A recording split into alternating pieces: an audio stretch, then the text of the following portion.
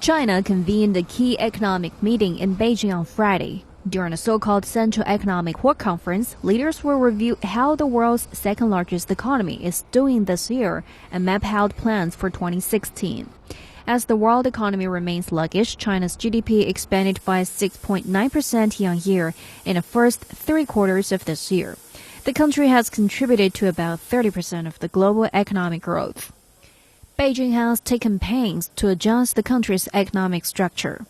Now the service sector accounts for half of China's GDP, and consumption contributes to more than 60% of its growth. But the country still faces big downward pressure in 2016.